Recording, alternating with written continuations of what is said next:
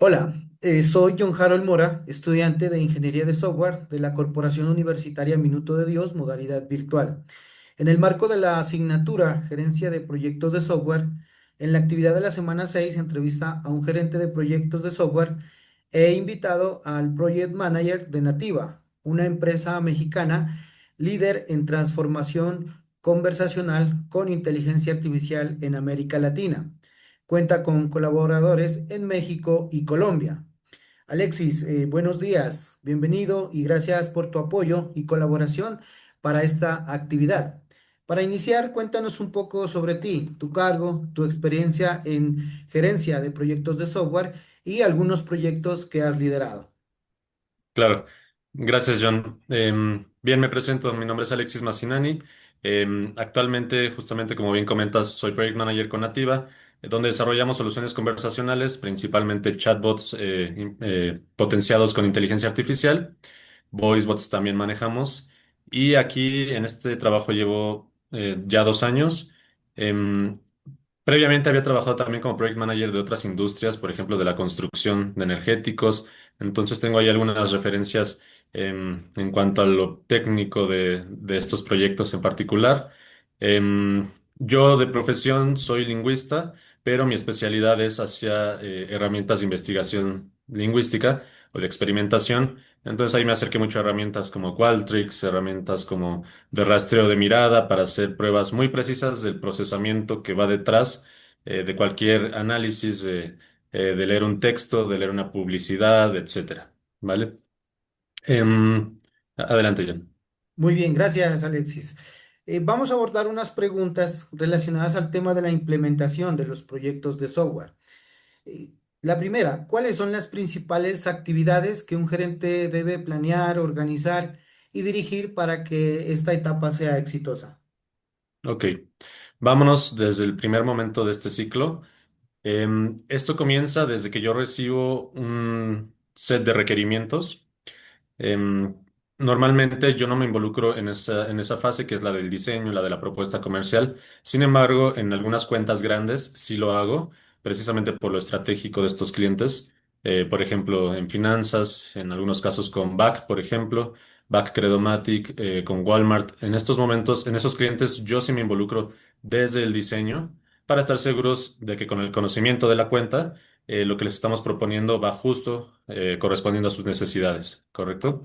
Entonces, digamos que la primera fase que no me toca exactamente a mí es el diseño, la propuesta comercial, pero yo sí recibo este set de requerimientos que yo reviso con los equipos de desarrollo y me verifico que corresponda punto por punto a lo que queremos y podemos entregar.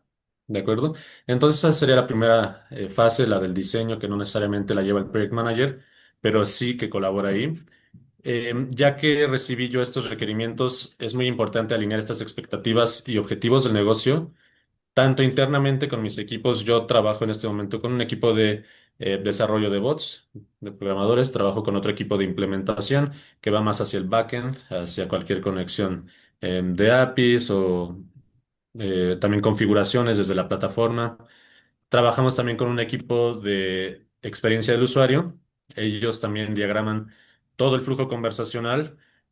Actualmente ya en proyectos de IA no solo diagraman el flujo o diseñan la propuesta general, sino que también ellos se dedican al punto fino de la curaduría de bases de conocimientos, de la curaduría de prompts, que también son pues las bases de estos proyectos. Entonces yo me llevo estos set de requerimientos con los equipos y también lo presento yo con el cliente. Le digo, revisemos lo que estamos trabajando, vamos a implementar A, B y C con tales características. Em, Quizás, por ejemplo, si hay integraciones de APIs, les digo, necesitamos que ustedes de primera mano nos compartan este set de, no sé, de APIs o de para que nosotros verifiquemos que la información trabaja o el proceso trabaja como es esperado.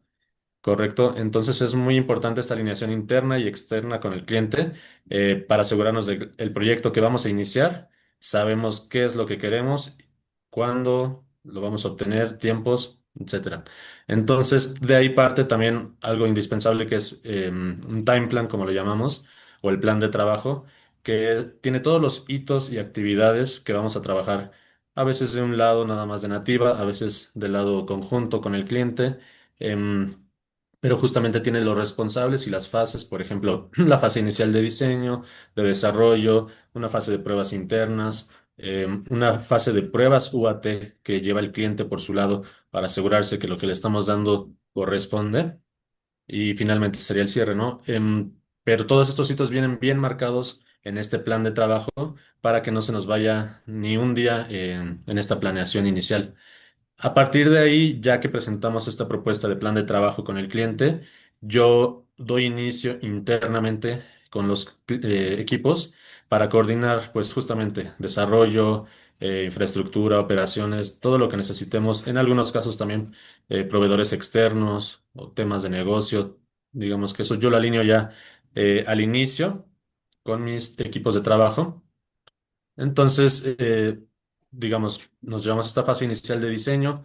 A partir de que ese diseño fue aprobado, los equipos de desarrollo es, digamos, la fase más larga del proyecto porque justo van implementando fase por fase cada una de las actividades del proyecto, de los entregables.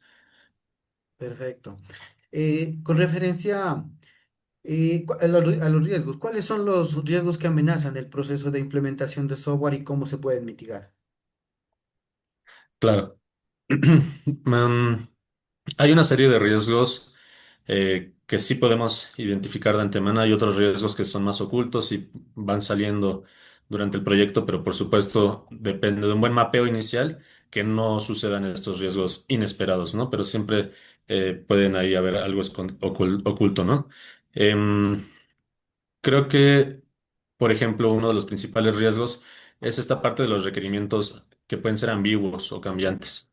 Entonces, em, cuando yo inicio el proyecto, justamente quiero que el cliente sepa que los requerimientos son tales y que él nos tiene que dar ciertos requerimientos. Por ejemplo, si yo no checo de antemano que su API esté funcionando como el cliente nos comentó, cuando ya estemos implementando, nos vamos a dar cuenta todos de que, ups, tienen que modificar tal campo, no está haciendo el envío correctamente, etcétera.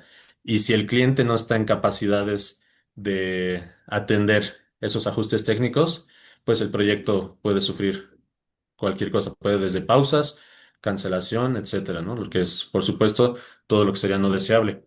Em, Ahora, ahí entramos también a esas dependencias externas. A veces también ellos trabajan los clientes trabajan con proveedores externos, además de Nativa, ¿no? Entonces, si tienen que integrar un CRM, por ejemplo, que nosotros hagamos envíos de información a su CRM, y el CRM no está listo, preparado para esta integración, ahí, bueno, podemos enfrentar también algunas dependencias externas. Ahora, también un riesgo podría ser esta insuficiencia en pruebas, que nosotros internamente creemos que ya revisamos todo. Por eso es importante el equipo de QA, porque por supuesto los desarrolladores hacen sus propias pruebas, pero no es lo mismo que cuando lo llevamos a algo fuera de ellos. Ellos ya tienen dominado, tienen, como se dice, ceguera de taller, donde nada más ven pues como sus fallas puntuales, pero cuando lo abres a alguien que no está familiarizado, intenta de mil maneras enfrentarse a esa solución y ahí es donde se detectan estas posibles fallas que podrían verse ya con el cliente final, ¿no? Entonces, nunca hay que confiarse en ese sentido de que las pruebas internas han sido suficientes. Sí es ampliamente recomendable un equipo de QA que es externo al desarrollo y justamente se enfrenta de las mil maneras, porque el cliente, al menos en cuanto a chatbots y seguramente en muchos otros ámbitos, siempre intenta romper la solución, ¿no? Pues llevarla al límite, ver hasta dónde funciona. Entonces, todos esos pequeños puntos los vamos previniendo en esta etapa. Ahora, riesgos también muy particulares, inteligencia artificial. Esto es algo que hemos visto últimamente, porque por supuesto soluciones de IA pues son muy, muy modernas, ¿no? Tienen 2, 3 años que se están implementando. En muchos casos se quedan como pilotos porque justamente no alcanzan a demostrar este valor con el cliente. Es decir, sí, hay mucho potencial en la inteligencia artificial, pero cómo al cliente le está resolviendo e incluso cómo en métricas le podemos comprobar que hay un problema que se está atacando con la inteligencia artificial. Entonces puede haber una cierta resistencia al cambio o incluso que por pura, digamos, ignorancia de estos procesos, el cliente que crea que sea algo muy fácil o que no tiene que cambiar nada. Pero no es así. En estos casos es súper importante que operativamente ellos hagan los cambios necesarios, quizás contrataciones en algunos casos, por ejemplo, con clientes como Alcosto y clientes como BAC. Sí les hemos recomendado que integren su propio comité de inteligencia artificial porque se integra ya en adelante a los procesos del cliente. ¿Cuáles son los principales indicadores, herramientas y soportes que un gerente debe utilizar para supervisar la implementación del software? Claro. Vale, pues hay herramientas internas y con el cliente.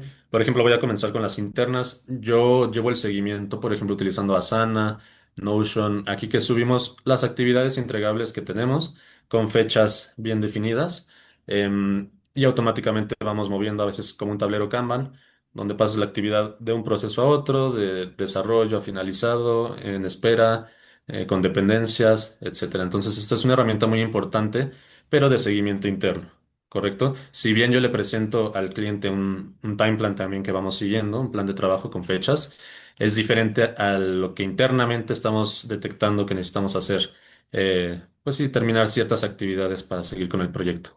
Entonces, eso en cuanto al seguimiento de actividades.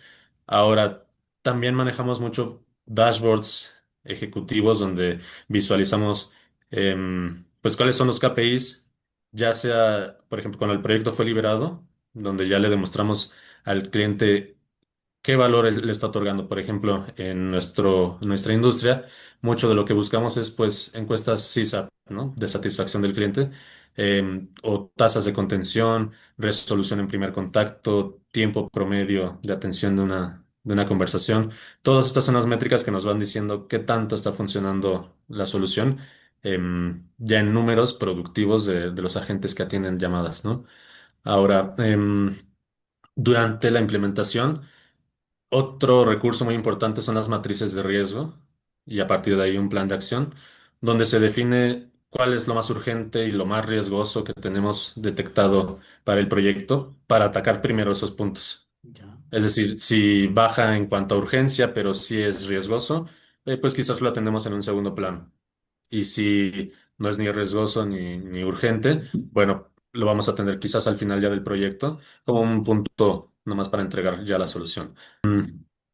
Ahí también utilizamos, por ejemplo, algunas herramientas de monitoreo ya más hacia la inteligencia artificial, como te comentaba, por ejemplo, Power BI es una herramienta de análisis donde pues, tiene una variedad de, de funcionalidades que nos sirven justo para ver al detalle que la pregunta que nosotros queramos, según en el ajuste del dashboard, pues qué es lo que estamos obteniendo del proceso. Em, Ahora sí, también te puedo comentar específicamente con las plataformas que trabajamos. Manejamos como digamos, estos eventos personalizados que los insertas en cualquier parte de la conversación y ahí te da la información del cliente, qué hizo, qué no hizo, qué camino tomó.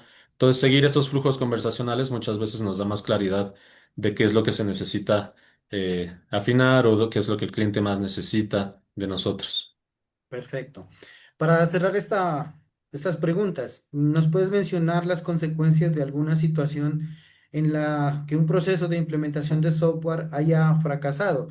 Y frente a eso, la responsabilidad del gerente del proyecto. De acuerdo. Este es un tema un poco más complicado porque precisamente nosotros no queremos que haya este tipo de casos, ¿no? Siempre cuidamos todos los puntitos para que en ningún caso haya fracasos como tal. Y de hecho, los casos que te voy a comentar, al final no fueron fracasos porque encontramos un workaround con el cliente y le entregamos y cerramos correctamente, pero sí nos enfrentamos a muchas dificultades que nos hacen llegar a otros recursos un poquito más extremos, digamos, ¿no? Em, por ejemplo, puedo hablarte de una solución que no era nuestro core, sino que nosotros ofrecimos más allá de la conversación o del diseño de conversación, ofrecimos también un soporte de una interfaz gráfica para que el usuario, el cliente, y eso no es nuestro core business. Nuestro core business es ir hacia únicamente el flujo conversacional, desarrollarlo, implementarlo y a partir de ahí ya liberarlo. Pero aquí agregamos una interfaz para el uso del cliente. Aquí el cliente podía subir información, era de inmobiliaria, entonces podía en tiempo real decir, está disponible tal. propiedad con tales características, con tal ubicación. Em, pero como justamente no era nuestro core, la solución que vendimos inicialmente no estaba suficientemente definida. Entonces el cliente decía, no, es que yo esperaba que hiciera esto y esto y esto, y nosotros le dijimos, bueno, aquí no lo dice inicialmente, pero justamente está tan ambiguo que ni tú ni yo podemos cerrar esta opción. Entonces, mm, no hay vuelta atrás. ¿Qué es lo que tú esperas como cliente? Que te dé la solución. Nosotros estamos en toda disposición de dártelo porque es nuestro error que esté ambigua la propuesta. Entonces el cliente nos dijo, pues quiero A, B, C, y nosotros está bien, vamos a tener que hacerlo. Y optimizamos esos puntos, le entregamos la solución más a su medida como lo esperaba. Em, Funcionó bastante mejor, pero justamente igual como no era nuestro core business desarrollar este tipo de solución, pues encontramos que no era lo más amigable, en algunos casos quizás debía involucrarse más el equipo de experiencia del usuario para que hasta gráficamente esa interfaz estuviera bien definida, ¿no? Entonces, creo que el problema inicial fue esta falta de definición de los requerimientos, de la cual derivaron una serie de inconvenientes. Al cliente le entregamos meses después esta solución y si bien cerramos, el cliente firmó la entrega, dijo gracias, sí vimos que no le entregamos al cliente la mejor tipo de solución y entonces pues también se llevó una experiencia no tan buena de nosotros, que no es lo que queremos.